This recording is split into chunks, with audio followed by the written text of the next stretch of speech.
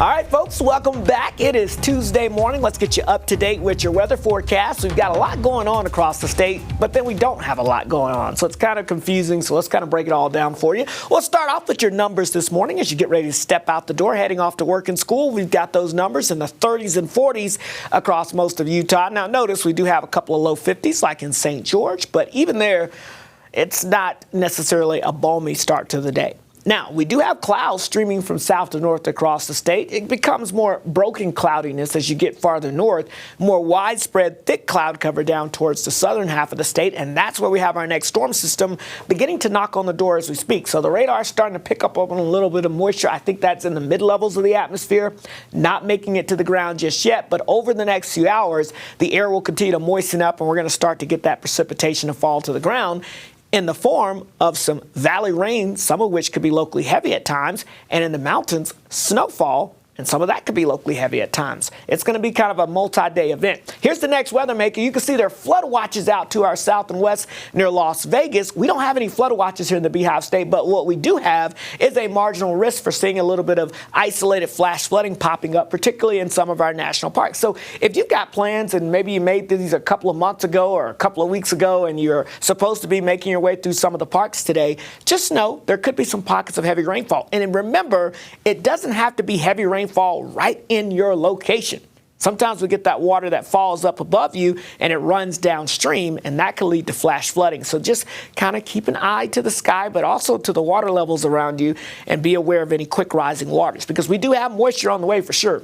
High pressure moved in briefly yesterday, but it's already moving out, and here comes that next round of moisture. So as we go throughout the morning, you can see from south to north, we're going to see that precipitation increasing, and this system is going to target again areas along and south of I-70 the most, where we're talking about some valley heavy rainfall pockets and some mountain heavy snowfall. That'll be with us through the afternoon hours. It'll try to spread out across the rest of southern Utah, again, especially south of I-70, and we could get a couple of isolated showers streaming up towards the mountains here by this evening. Notice more moisture moves in for your Wednesday, so we're not done after today, and more heavy valley rain and mountain snow will continue all the way through your Wednesday, and we could even see some of that moisture sneaking up as far north as the Wasatch Front on Wednesday. But no doubt about it, I-70 and south is where the most widespread activity will be.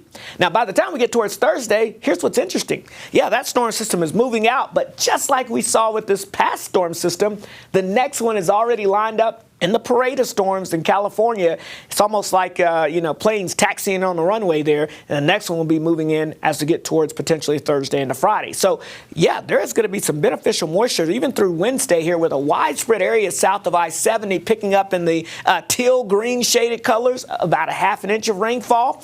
And the dark green shaded colors from St. George, Kanab over towards Cedar City, that's an inch or more of rainfall potential heading your way.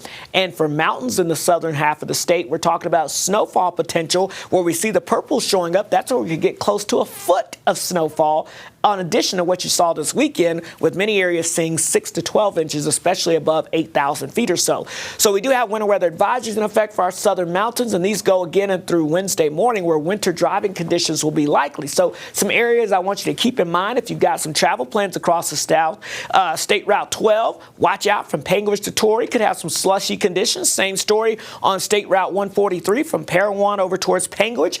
Could be some slushy snow accumulation on the roadways at times. And yes, State Route 14 east of Cedar City could also deal with some of that. So again, it is that time of the year, but be aware that you could have some winter driving conditions to deal with along some of those routes in our southern mountains. St. George, I've got us in the 50s the next 7 days. Not a warm 7-day with off and on rain chances all the way through at least Thursday. Looks like we do dry it out just in time for the weekend. Meanwhile, the Wasatch Front, I've got us in the 50s as well. Just a chance of a few showers Wednesday and then again on your Friday.